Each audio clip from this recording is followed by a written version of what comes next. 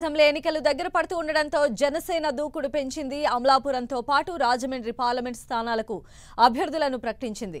Amalapuram MP అభ్యర్థిగా DMR Shekhar, Rajahmundry MP అభ్యర్థిగా ఆకుల సత్యనారాయణను పవన్ కళ్యాణ్ ప్రకటించారు. పార్లమెంట్ అభ్యర్థులుగా తమను ప్రకటించడంపై ఇటు డిఎంఆర్ శేఖర్, అటు ఆకుల సత్యనారాయణ సంతోషం వ్యక్తం చేశారు. మరోవైపు తొలి విడత జాబితాలో 32 అసెంబ్లీ, 9 లోక్సభ స్థానాలకు అభ్యర్థులను ఖరారు చేసినట్లు పవన్ కళ్యాణ్ ట్విట్టర్లో వెల్లడించారు. ఇందులో తూర్పుగోదావరి, గుంటూరు, శ్రీకాకుళం, అనంతపురం జిల్లాల స్థానాలు ఉండే అవకాశం ఉంది. ఈ జాబితాను 1-2 రోజుల్లో విడుదల చేసే అవకాశం ఉన్నట్లు తెలుస్తోంది. మరోవైపు పవన్ కళ్యాణ్తో వామపక్ష నేతలు భేటీ అయ్యారు. పొత్తులో భాగంగా ఎవరెవరు ఎన్ని స్థానాల్లో పోటీ చేయాలన్న అంశంపై నేతలు ఓ నిర్ణయానికి రానున్నారు. తమకు 26 శాసనసభ, 4 లోక్సభ స్థానాలను కేటాయించాలని వామపక్షాలు జనసేన ముందు ఉంచాయి. ఏ నియోజకవర్గాల్లో తమకు బలముందో తెలిపే వివరాలను పవన్ కళ్యాణ్ దృష్టికి తీసుకెళ్లాయి.